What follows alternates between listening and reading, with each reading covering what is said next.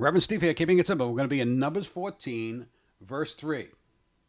And now we're talking about the Israelites complaining to God. Why did you bring us here?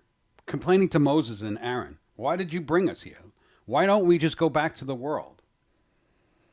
That is going to be the attitude of the church when the tribulation comes. Many of us, and not, especially in America, there is no strife here. There's no failings here. We're a very rich country. When this tribulation comes upon the world, many, I feel, that have been pampered all along, including myself.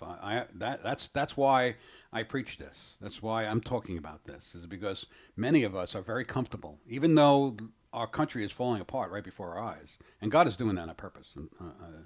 I clearly say He's pulling the rug out. Judgment is coming upon this nation. And it has to come upon this nation because the sins, the pillars of God that God has created are being torn down.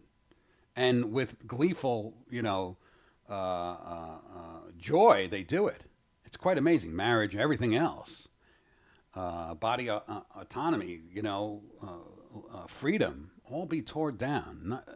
It's quite amazing, really. Right? And it's within a couple of years, this is all happening. And it's as this ball starts rolling, I think when the persecution starts happening and things start, people being thrown in prison and this world government comes together and this tribulation really starts, and they're going to focus, and they already are focusing on the church, right? That's when the falling away happens. And we have to be prepared for that. We have to understand that. And many of us don't. And I'm afraid that's what this is talking about here.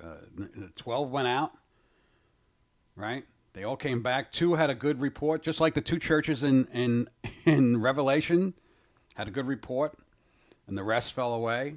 Same thing here, right? It's kind of same thing. It's quite amazing how God speaks. Let's get into this. We're going to be in verse 3. Why has the Lord brought us to this land to fall by the sword?